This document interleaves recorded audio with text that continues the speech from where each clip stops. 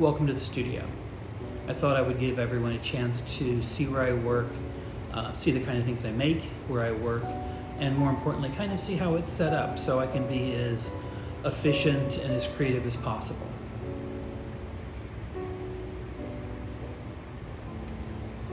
So over here, this is where I keep most of my tools.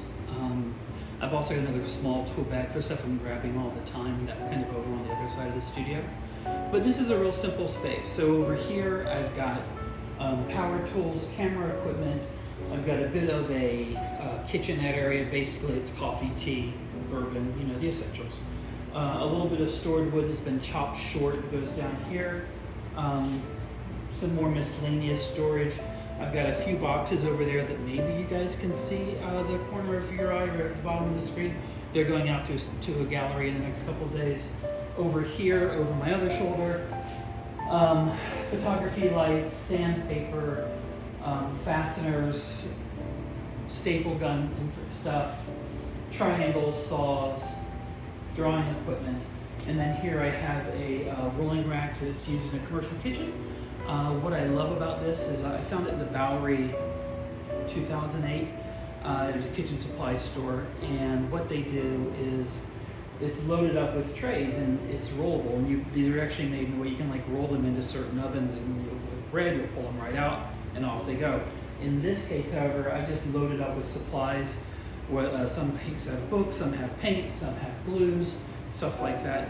It's a really great way to keep your footprint at a really small size. I like having a lot of space to kind of move around in, but at the same time, I don't want to be kind of locked into, you know, having all your stuff like just spread all over and in boxes. I can see what I need, I can go in and grab it and move on. So it's a great way to work. If you've got a kitchen supply place near you, and I'm sure you do because there's restaurants everywhere, it might be worth looking into. I have found this to be a really, really cost-efficient piece of equipment. Also really inexpensive. Total cost for this was about $200, including the trays. It's lasted 15 years. It's not even a chance of breaking down anytime soon. I'd rather buy a piece of good stainless steel like this than buy some plastic little tray at IKEA that, you know, doesn't go anywhere. And in fact, I believe in two things in a studio. Anything that's not a table should have wheels. So even these shelves don't go very far, don't go anywhere, to be honest with you. They're all on wheels. So if I have to move, or I'm going to move to another studio in the building, or I'm just going to move, period, I can wrap these up with plastic so nothing falls off the shelves, roll them right out the door, and I can go get set up at my new studio fairly quickly. So that's my thoughts on that. Anytime you can put wheels under something, do it. This is kind of my inspiration wall and paint mixing area. I paint on the wall right here that you'll see in just a second, but this is kind of a continuation of that same wall that we just had with the tools. But it starts here. I got a lot of photos that I just kind of like collect things I like, colors I like. They go up on the wall. There's no rhyme or reason to it. They just kind of come up. Over here, I've got my table to work on. I've got sketches that I do from a roll of tissue paper that I kind of draw on every once in a while. And then I've got my rolling rack of paints. This is, again, another thing on wheels. I got this one from Amazon, $70 or something like that. Again, I've had it forever. It'll last forever. It's actually a kitchen cart, so I think it's called NJS approved or NKS. I always screw this part up. But it's a kitchen approved piece. It's going to last a good long time, and I hang brushes on it. I use two kinds of brushes for the most part. I use a flat brush like this, which is just really tremendous. It's got great coverage, but it also goes from being really wide to being really narrow, so I can do a very narrow line without having to change to like a smaller brush. You know, the beautiful thing about a big brush with lots of bristles, it means it holds a lot of paint.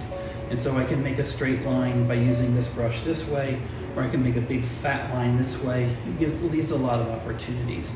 The other kind of brushes I use, you'll see in a moment, they're mostly called strainers, and we'll get into what those are in a few minutes. While we're here, let's talk about palettes. This is where they kind of live. I use these are called concrete buckets. I buy them at the big box store. I can even get them from Amazon.com if so. So I like them. I never pay more than a couple bucks for them, maybe $3-4 for them. And They have a high wall, but they're almost square, so they don't really tip. They can hold a lot of paint. They can hold a lot of liquid. So if I'm painting something really thin, something with a whole lot of water or medium, so it's a real sloshy kind of paint, I'm not going to worry about it here. And what I don't even bother cleaning them out.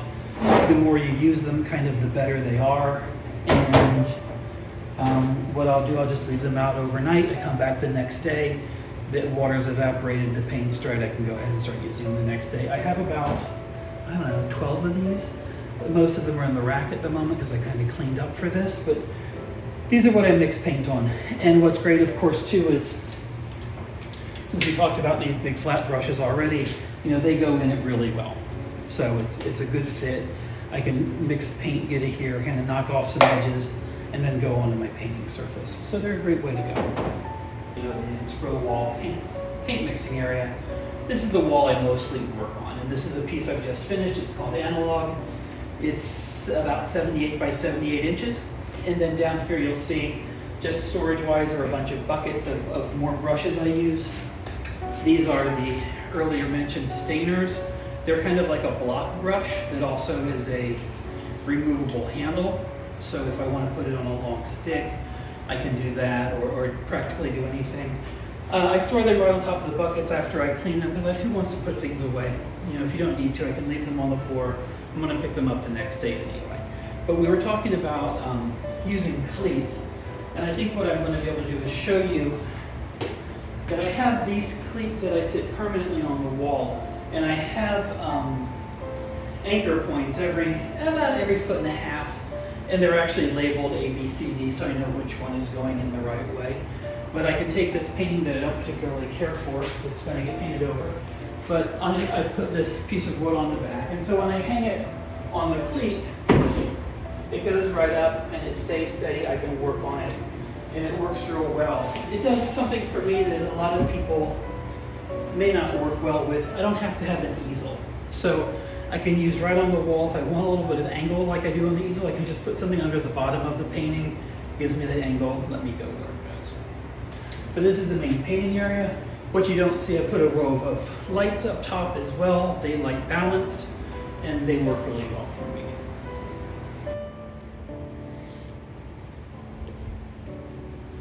All right, so that leads me over to this side of the studio, and this is mostly storage.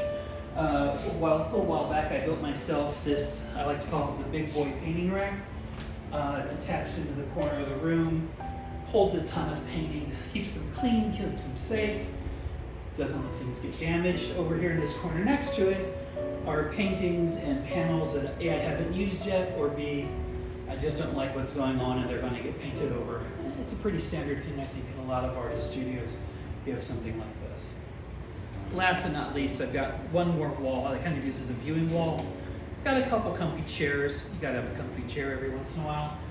And then I store my smaller paintings up on the wall like this. They're kind of safe and out of the way.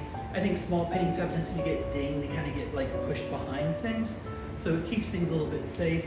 It's also fun to look at them as a grid on the wall like this, especially in comparison to the proper grid that I did that you saw earlier. This grid is really not a single piece at all. It's just 9 different paintings. Could possibly be made into a piece, but not just yet. Some other things. It's a pretty standard studio in this regard. So this is the comfy area. The studio itself is probably about 18 by 24. So it's not a huge space, but for New York City, it's pretty good. Pretty good. I mean, I don't have a Soho loft, but not everyone does. Last but not least, we're back where we started, on my drawing table. And truth be told, I don't do as much drawing here as I wish I did. Put a lot of stuff on it, and I will sit here and read and stuff like that. But it's a great table. I've also got an MFT tabletop I've put on it temporarily.